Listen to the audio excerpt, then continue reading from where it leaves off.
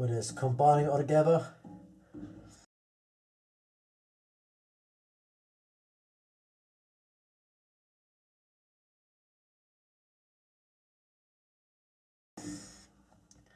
Because if you have something at high temperature for too long, it gives you a lot of good mouthfeel, but it does not ferment very much and add extra sugars. You give it at low temperatures, it's very fermentable, but the mouthfeel is lacking. So the half an hour boil should be enough. And the rest, time where it's just been enough to rest and steep, the occasional fusion of heat from the kettle, should bring in the fermentable goodness and make it nice and smooth. Oh man, it's a strong lemon. Anyone more? We'll find out.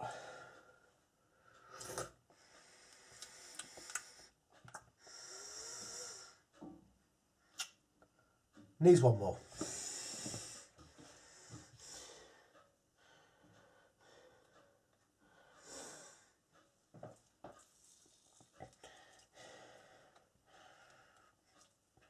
Just break the membranes of the lemon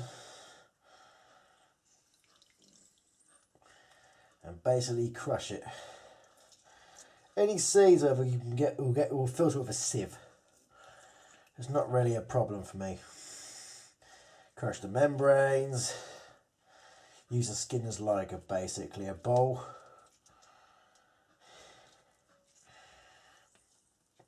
Or you can use a juicer. But I recommend using the processed lemon you get. Like those squeezy lemons. Don't buy that crap. Don't buy the commercial processed juice. It's full of preservatives and crap which will basically ruin the alcohol and ruin the brewing. So keep it organic with actual lemons.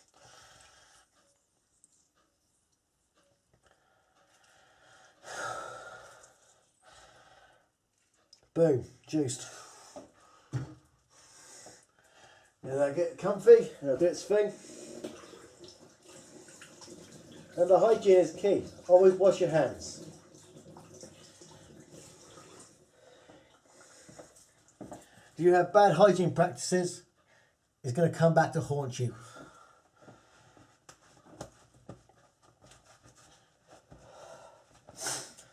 Oh, it's getting cold in England now. Well, it is November. It is basically December. Basically December now. It's still warming up in winter. Nice spicy brew. Ooh, zestiness is already coming through. The lemonness is already coming through it. Nice and dark.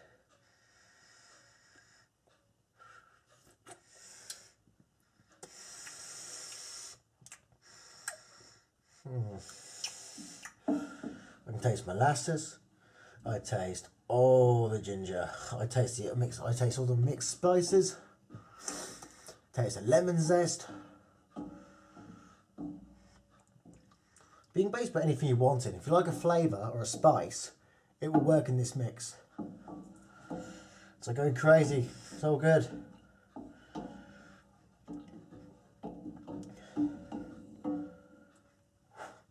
Yeah, it's still bakes at 90 degrees Celsius on this one. So I guess we do. We leave it again for 1 whole hour again. Let these flavours blend. But I've got to savour the first part of when you leave it to steep. You have to stir it every 15 minutes to 25 minutes. Right? So in an hour, you stir it twice. Okay, gotta keep it moving. Get your whirlpool on.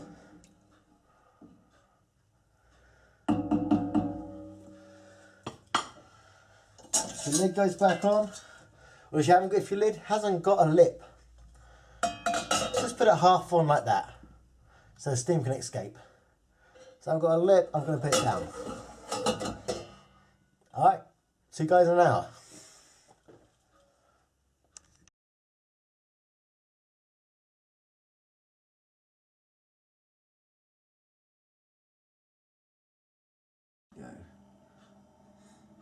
Alright, right back. We've sterilised the demijohn, we've sterilised the funnel, and we've sterilised the sieve. Now it's time to extract our ginger beer wort from the ginger and all the things that are floating about in it. Make sure you sterilise everything for the time it's on the packaging when you need it. Okay? Do not skimp on sanitising your equipment, or you can get off flavours or infections, and you don't want that. Be right back.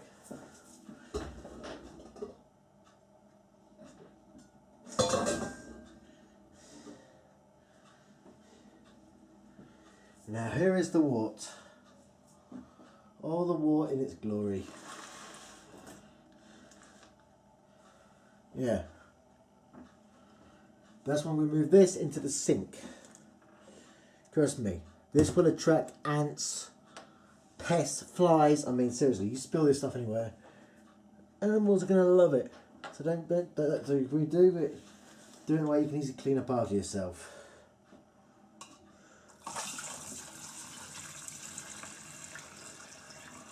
May look it's steaming, but it's very cold in England right now. It's not hot. It's just the fact that it's cold right now. And even your breath is bloody cold into this sound. That's why I screamed so heavily earlier in the video. Very sorry about that, but it's cold as sin. Look at that. All the other things I don't need is being filtered by the sieve. Yeah. And look, we've got half a gallon of ginger beer wort. Lovely. Yeah, simple.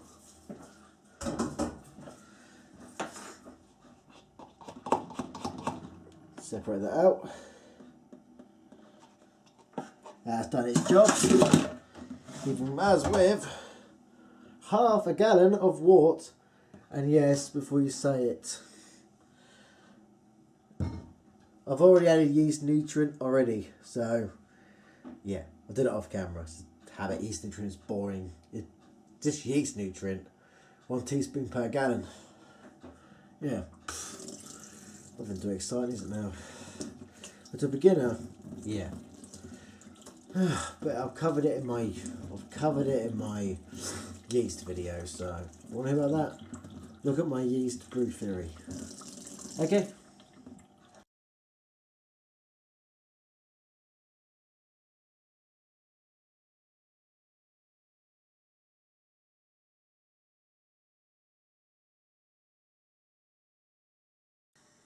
Welcome back. But now, I looked at my reading, I looked at the density of my liquid. I was like, oh. I goofed.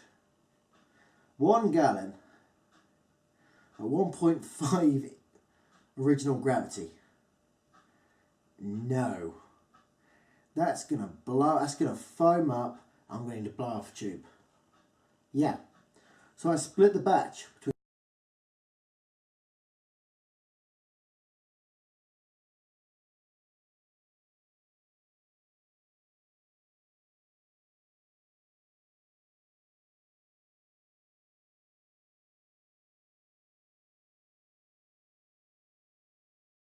I took a hydro reading and I'm now looking at a 1.37.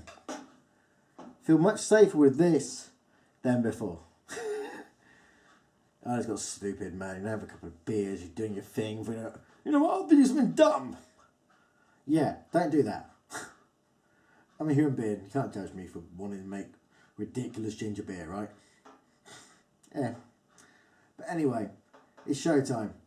When you sow yeast, or pitch it, or add yeast, whatever you want to call it, you have to make oxygen into your brew. You heard me. You have to oxygenate it.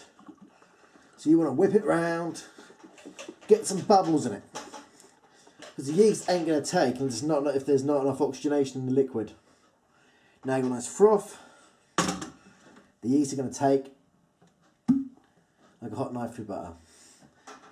Like I said, everything's sterilised, it's clean as houses. Now this oxygen I've got on top, this yeast is going to basically start fermenting within 18 to 48 hours. Yep. And we're going to use about 2.5 grams of yeast per demijohn, okay? Which is roughly half a 5 gram sachet. Now we're going to do the same for this one. Get the oxygen in there. If you don't oxygenate it in any way, nothing's going to work.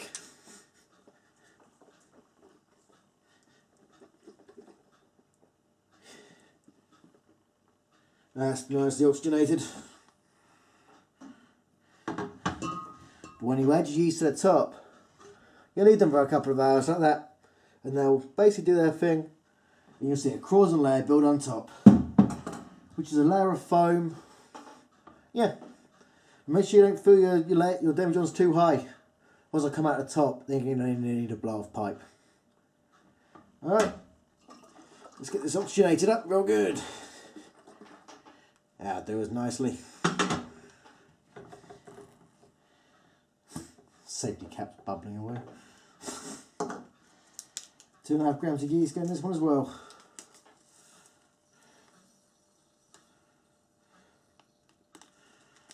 Let's see what's left over. Bolts to it.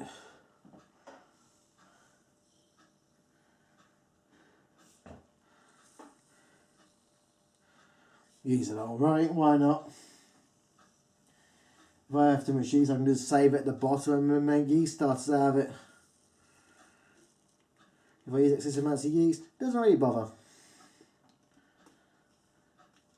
Because once this is fermented, there's going to be a layer of trub at the bottom of the demijohns. You can collect that and wash it. Yeah, or not bother washing it at all. Put it in a jar or a bottle, freeze it in your fridge. Day you want to brew with it, you bring it out. Yeah, you leave it on the side out the sun for a couple of hours. Throw some sugar in there.